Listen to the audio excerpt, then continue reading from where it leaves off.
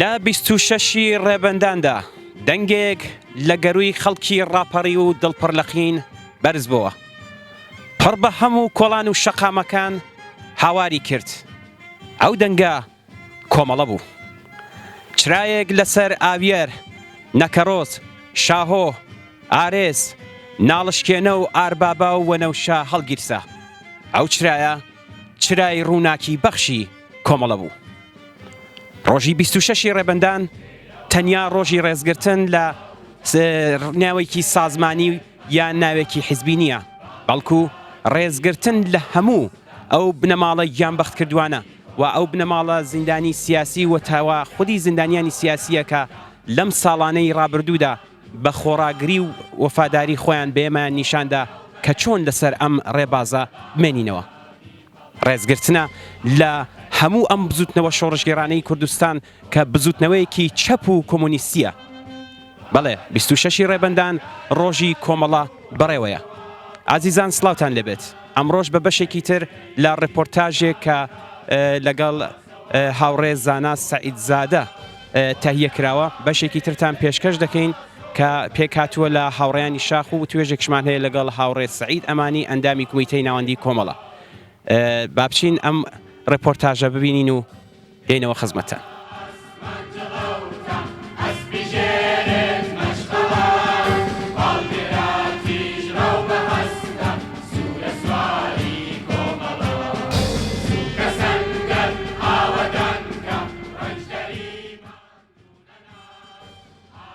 بینەرانی ئازیز،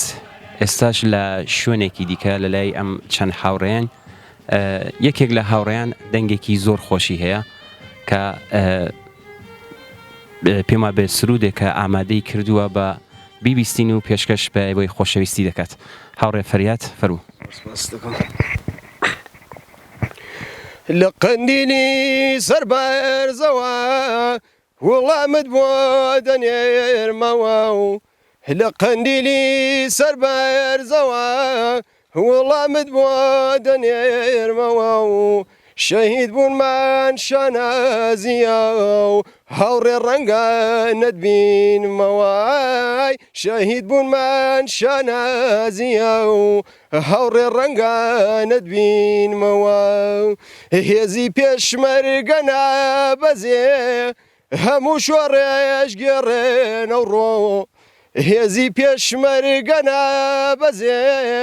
هەموو شۆڕێش گێڕێنە و ڕۆ.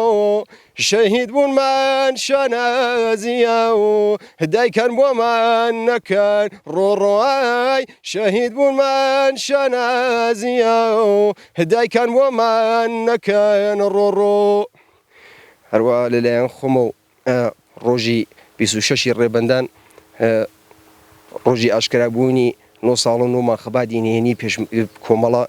پیرۆزبایی لە بنەماڵی شەهیدان و هەموو پێشمەرگەکانی کۆمەڵە دەکەم. دەستان خۆش بێ. پیرۆز بێ 26 ڕێبەندان ساڵڕۆژی ئاشکرابوونی خەباتی نهێنی کۆمەڵە. پیرۆز بێ 26 ڕێبەندان ساڵڕۆژی ئاشکرابوونی نهێنی کۆمەڵە. لەم ڕۆژی 26 ڕێبەندانە ساڵڕۆژی ئاشکرابوونی خەباتی نهێنی کۆمەڵە بەرز و پیرۆز ڕاگرین و جێخۆیەتی هاوخەمی خۆمان دەرببڕین بەرامبەر بە خەڵکی شۆڕژگێر و تێکۆشەری کوردستان و هەموو گەلانی ئێران لەم شۆڕشی دوایەیە. لێرەوە پیرۆزبایی یەکەم لە هەموو هاوڕێیانی پێشمەرگە و لە هەموو بنەماڵەکانی شەهیدان و تێکۆشەرانی ڕێگای ئازادی.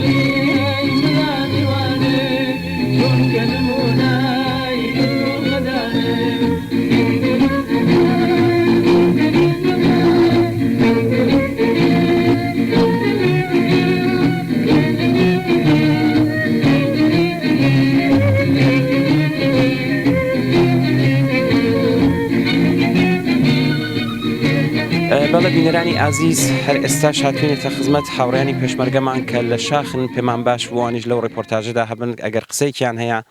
بم بۆنەوە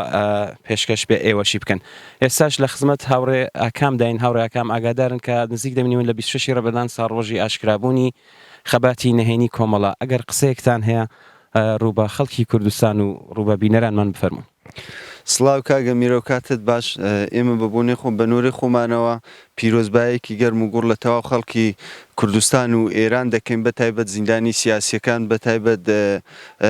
گیانبەخت کردووان وەک پێشمەرگەکانی شاخ کە لێرە وێساوین 26 ڕێبەندان پیرۆزبایی بە کولی خەڵک دەڵێن بە کولی ئازادی خوازەکان مرۆڤ دۆستەکان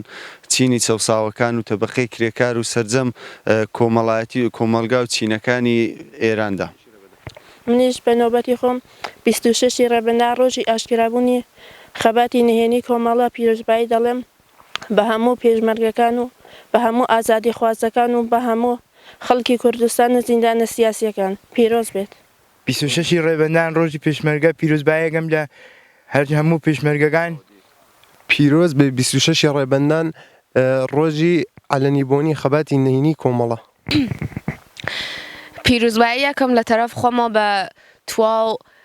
خانوادە شەهیدەکان، توا پێشمەرگە خۆشەویستەکانمان، تواو زیندانی سیاسیەکانمان ڕۆژی 26 ڕێبەندان ڕۆژی ئاشکرابوونی خەباتی نەهێنی کۆمەڵە تەبریکێژم پێتە. پیرۆز بێ ڕۆژی 26 ڕێبەندان ڕۆژی ئاشکرابوونی خەباتی نەهێنی کۆمەڵە. پیرۆز بێ 26 ڕێبەندان ڕۆژی ئاشکرابوونی خەباتی نەهێنی کۆمەڵە.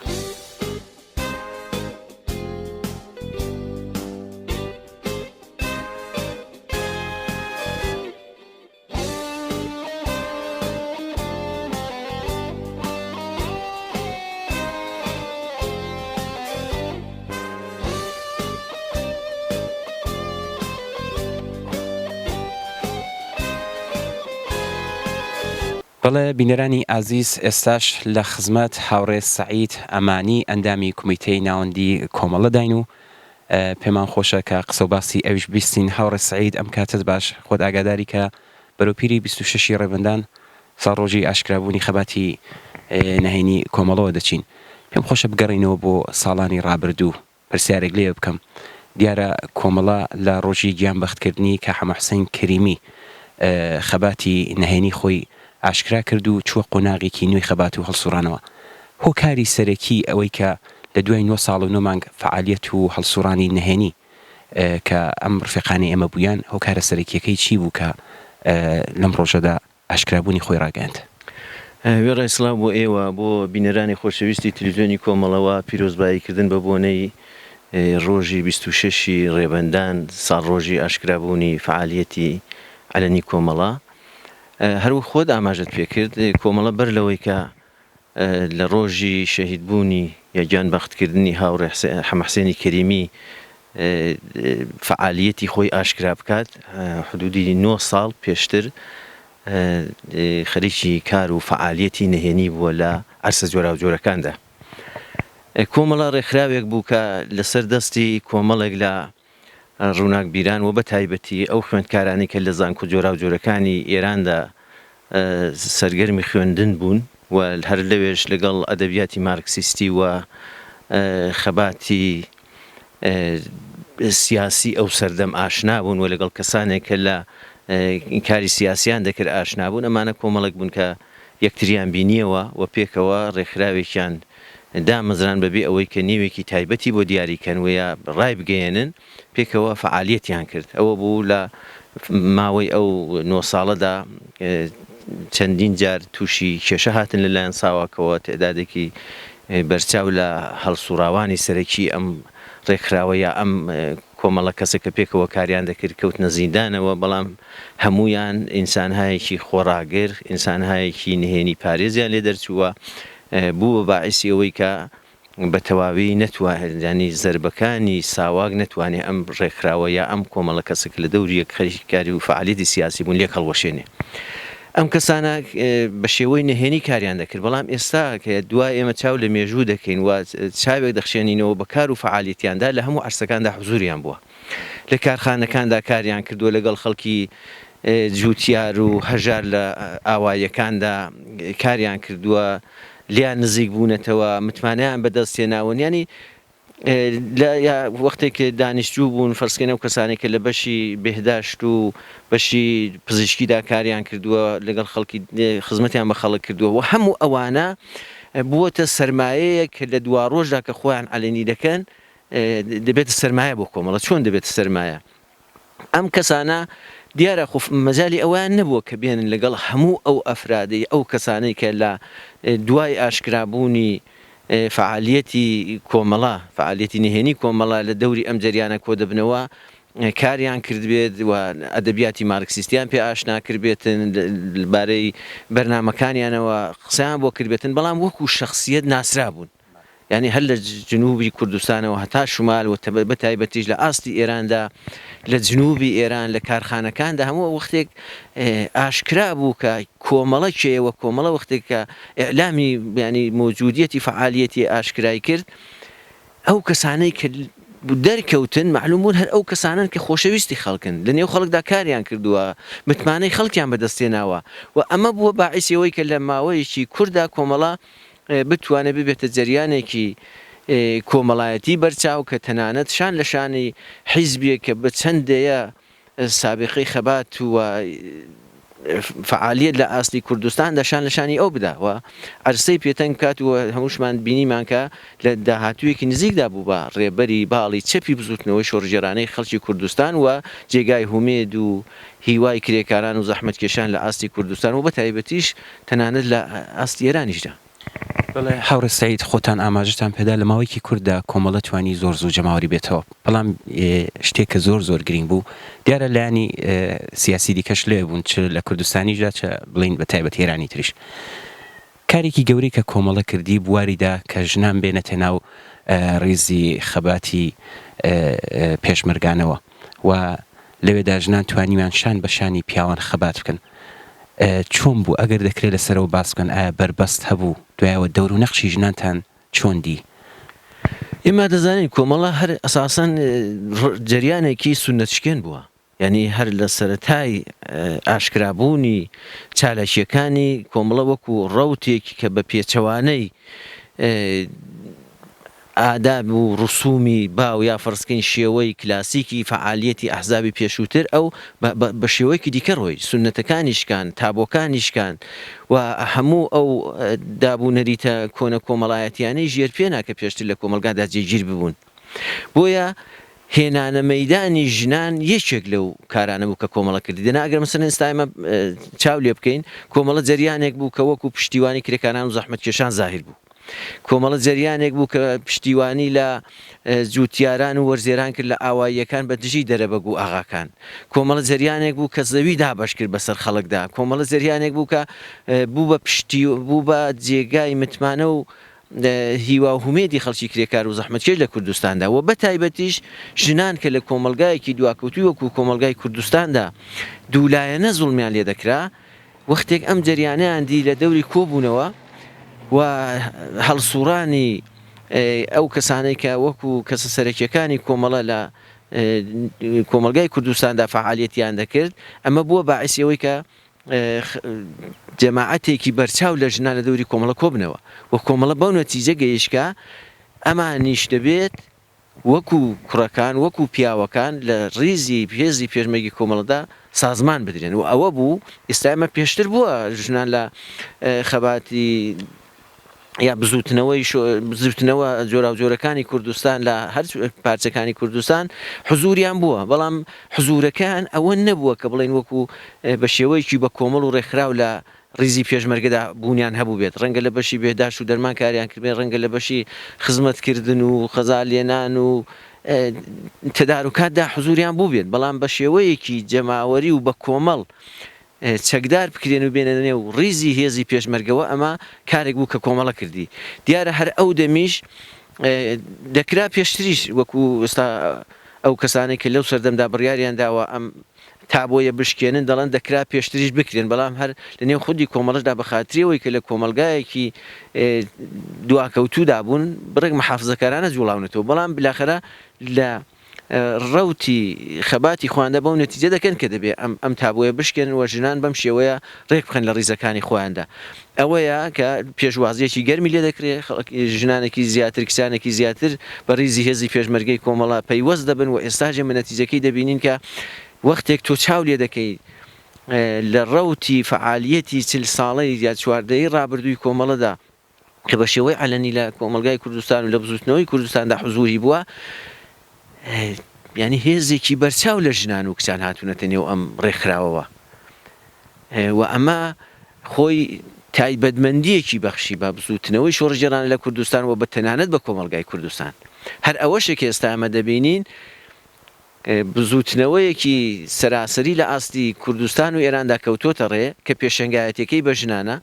کە ڕێبەریەکەی تەنانەت ژنان دەیکەن و کولی کۆمەلگاوە پیاوانێکیش کە پێشتر بیریان نەدەکردەوە کە ڕۆژێک بەو نەتیجەیە بگەن بەم شێوەیە حزور و ئوتوریتەی ژنان قبول بکەن قبوڵیان کردووە ئەم ڕێبەری ژنانە بە ئەمە بە نظری من بۆ نسبەت کوردستانەوە پێشینەکەی هەر ئەوەیەکە ئەم سونەتە پێشتر شکاوە کاری بۆ کراوە و نەتیجەکەی ئەمڕۆ لە شۆڕشی سەرتاسەری کە ئێستا لە ئێراندا کەوتۆتە ڕێوە بە نێوی شۆڕشی ژینە ناسراوە دەبینینەوە بە نظری من کۆمەڵا دەور و تەسیری بەرچاوی هەبووە لە ئەم نەتیجەی کە ئێستا دەیبینین کە حزوری ژنانە لە شۆڕشی ژینادا زۆر باشە هەورە سەید ئێوە وشتان کە دیارە ژنان بە نەقشێکی زۆر بەرچاویان بووە بە تایبەت لە ماخزەی ئەم دوانەدا دیتمان بەڵام ئەمانەوێگە بە کورتی هەڵسەنگاندنێکت بێت لەسەر ئەوەی کە زیاتر لە چواردەیە کۆمەڵە خۆی عەلەنی کردوێتەوە کەمێک ئاماژەتان پێکرد پێم خۆشبی زیاتر ئاماژەی پێ بکەیگە هەڵسەنگاندنێکتان بێت لەسەر دەور و نەخشی کۆمەڵە لە بزوتنەوەی شۆڕشیێرانی کوردستان و دەبێت چی کە بکەین بۆ دوا ڕۆژمان بۆی کە ئاسۆمان بەسەرکەوتن بگات ئێمە ئاماژەم بە هێندێک لەو کارانە کرد کە کۆمەڵە کردوێتی دیارە کۆمەڵە گوتمان بە سیاسەتێکی دروستی کە بوویەتی قەت ئامادە نەبووە بە خاتری بەرژەوەندیە حیزبیەکانی بەرژەوەندی جەماوەریەکان پشتگوێ بدا هەمیشە پشتیوانی بەرژەوەندی جەماوەری خەڵکی کرێکار و زەحمەتکێش بووە لە کوردستان تەنانەت ئەگەر بە زیانی خودی ڕێکخراوەکەش تەواو بوو بێ ئێمە دەزانین ئەو هەڵوێستانی کە بەرامبەر بە جریاناتی کۆنەپەرست لە کوردستاندا گرتی بەرامبەر بە ئەحزابی کە حزوریان بوو لە بزوتنەوەی کوردستاندا و ئەگەر ئەحیانەن ویستی بێت یان مەسەن سازشێک لەسەر ئەم خەبات و مبارزە و بزوتنەوەیە بکەن و بەلاڕێیدا بەرن هەڵوێستی گرتووە هەزینەی قورسیشی بۆ داوە ئەگەر ئێمە چاو لە مێژوو بکەین کۆمەڵە جریانێک بووە کە کوتمان بوو بە پشتیوە سەنگەر و پشتیوانی خەڵکی کرێکار و زەحمەتکێش لە کوردستان بوو بە پشتیوانی جوتیاران لە ئاواییەکان بوو بە پشتیوانی خەڵکێکی بێکار و بێزەوی لە ئاوایەکان و هەموو ئەو زەویانەی کە لە مەحوەتەی چوارچێوەی فعالیەتی ئەو دابوون و دەستی بەسەریاندا دەڕۆی لە بینی خەڵکدا دابەشی کردووە ئەمە محبوبیەتی کۆمەڵی زۆر بردەسەرێ و تەنانەت لەسەر مەسلەی تەنانەت دخالەتکردن لە مەسلەی هاوسەرگیریشدا لە پێشتردا کە بە پێی سونەتەکانی کۆمەلگا و ئەحزابی دیکەش دێنن بەرنامەیاندا دەڕژ بۆەوەی کە کچوو کوڕێک پێکەوە بیانەوێ زەواز بکەن دەبێت کە مەسلەی شیربایی و مەسلەی مارەی و مەسلەی ڕەزامەندی بنە ماڵە و چیوانە هەموو ئەم سونەتانەی شکان ئەمانە بوو بە باوەسەکە ورەی وە بەرژنان نا خیرەتی پێدان ژنانی کردە مبارزینی حرفەیی بۆ دەستەبەرکردنی مافەڕەواکانیان جریانێک بوو کە دەگەڵ ئەوەی کە ڕژیمی دەسەڵاتداری لە ئاستی سەرتاسەری ئێراندا ماهیەتەکەی دەناسی بەڵام بۆ ئەوەی کە لەسەری نەکەوێ بڵێن مەسەن کۆمەڵە جریانێکی ئاژاوە ژێرە هیچ شتێکی قبول نییە مەسەنەوە بوو لە مەقتەعێکدا کە ڕژیم بە فێڵ و فەرەز دەیویست مەسەن تەقوێتی نیرو بکات لە کوردستان و ئاتش بەسی ڕاگەیاند و داوای مزاکرەی کرد کۆمەڵە بەشدارێکی لە هەیئەتی نمایندەگی خەڵکی کووردا تێکۆشەر و پەیگیر و جریانێکی شێرگیر بوو بۆ داکۆچیکردن لە مافی دەستەبەربوونی مافی نەتەوایەتی لە کوردستان تەنیا شعاری بۆ نەداوە لەم پێناوەدا زیاتر لە چەند هەزار کەس لە پێشمەرگەکانی جانیان بەخت کردووە ئەمەش لە پێناو مافێکی ڕەوادا بووە کە خەڵکی کوردستان لیان زەوت کراوە کرێکاران و زەحمەتکێشان لیان زەوت کراوەوە جریاناتێکیش بوون کە ڕەنگە زۆر بە ئاسانی بیان بکرابایە مەسەن ساز و سەودای لەسەر بکەن بەڵام کۆمەڵە هەمیشە بەربەست بووە لە بەرامبەر ئەم نەوعە کارانەدا وە کوتیشم هەزینەشی بۆ داوەوە گرانیش بووی تەواو بۆ بەڵام لە ئاکۆتاییدا نەتیجەیەکی کە بەدەساتەوە بۆ کۆمەڵە سەربەرزانە لێ هاتوۆتە دەر ماژەمان بەوە کرد کە کۆمەڵە جریانێکی دەخاڵەتگەر بووە لە ئاستی کۆمەلگادا تەنانەت لە بواری هونەر و ئەدەبیات لە بواری تێکشکاندنی سونەتە کۆن و دواکەوتوەکان لە کۆمەلگادا هەمیشە هەڵوێستی بۆ کۆمەڵە بە لاکردنەوە لە هونەرمەندان و شاعیران و نووسەرانێکی زۆر کە خۆیان بە نزیک لە ڕێبازەکانی کۆمەڵە دەزانیوە بە دامەزراندنی کانونی هونەر و ئەدەبیاتی کرێکاری و وەڕێخستنی گۆوارێک بە نیوی پێشەنگ بۆ ئەوەی کە ئەوان بتوانە بەرهەمەکانیانی تێدا بڵاو بکەنەوە ئەمە بووە باعیسی ئەوەی کە لە بواری هونەر و ئەدەبیاتیشدا لەسەر کۆمەلگا تاسیری هەبێ یعنی ئێمە دەبینین ئەگەر پێشتر هونەر و ئەدەبیات لە کوردستاندا تقریبەن تێمێکی ناسیۆنالیستی بەسەریدا زاڵ بووە دەبینین لە فاسلەیەکی چەند ساڵەدا ئەم هونەر و ئەدەبیاتە لە ئاستی کۆمەلگادا گۆڕانی بەسەردا دێ یا گرایشێک پەیدا دەبێت کە گرایشێکە سەر بە خەڵکی کرێکار و زەحمەتکێش دیفاع لە بەرژەوەندەکانی ئەوان دەکات کۆمەڵێک سرود و گۆرانی و شیعری شۆڕژگەرانە دەخڵقێت و چاپ دەکرێت لە گۆواری پێشەنگداوە لە لایەن هونەر و ئەدەبیاتی کرێکاریەوە لە تەشکیلاتی کۆمەڵە پشتگیری دەکرێن کە لە ئاستی کۆمەلگادا دەنگدانەوەی گەوریان دەبێت و جێی خۆیان دەکەنەوە هەموو ئەوە دەبێتە باعیسەوەی کە ئاڵ و گۆڕێکی زۆر بەرچاو بەسەر هونەر و ئەدەبیاتی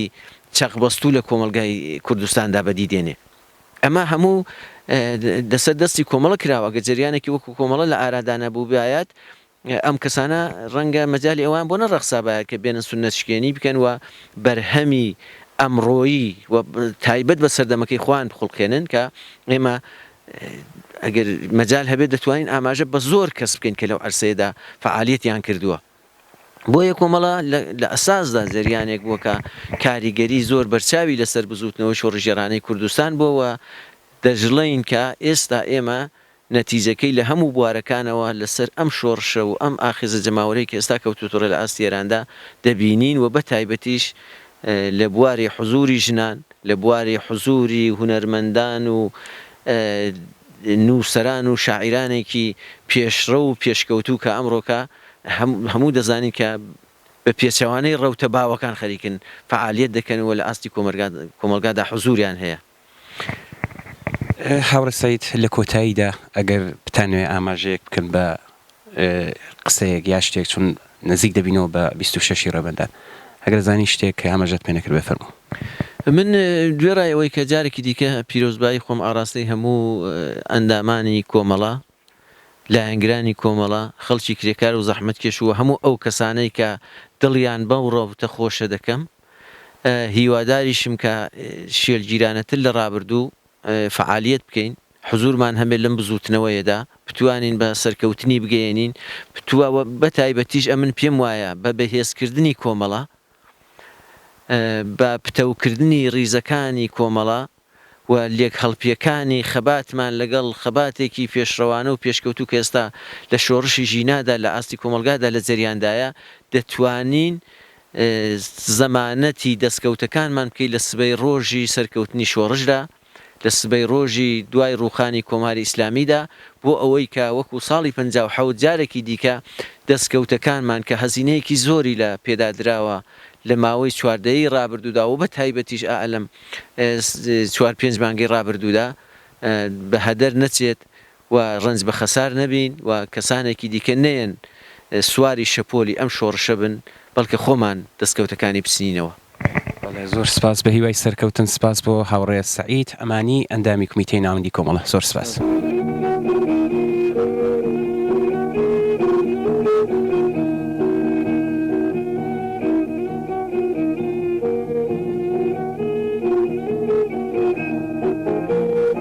یادێک لە هاوڕێی خۆشەویست کاحمە حوسێن کەریمی بە بۆنەی 26 ڕێبەندان ڕۆژی ئاشکرابوونی کۆمەڵە دەزانم دڵە گەورەکەت سێڵاوی باوەڕ و خۆشەویستی و هێرش بوو. لە چاوان تا ئەستێرەکان دەتوانەوە نیگایان هەر لە خۆری گەشا بوو. دەزانم زەردەخەنەی گزنگی خۆرەتا و لای تۆ زوو ئاوا بوو. شەفەقی سووری ئاسمانی هیواتان داخەکەم زوو لێڵ و تاریک بوو. دەزانم لەگەڵ فوادا پەیمان و بەڵێنتاندا بوو بە هەژار و چەوساوەکان لە ڕێگەی شۆڕشێکی سووردا بە خوێنی گەشتان ببنە ئاگر بۆ جەستەی دوژمنان. دڵنیابن ئەی شۆڕە سوارانی سەرتۆپ و ئاڵا هەڵگر و پێشەنگی شۆڕشینێ، ئاڵای بەرزی هیواتان قەت نەوی نابێ و هەر بەرز و سوور و شەکاوە دەبێت.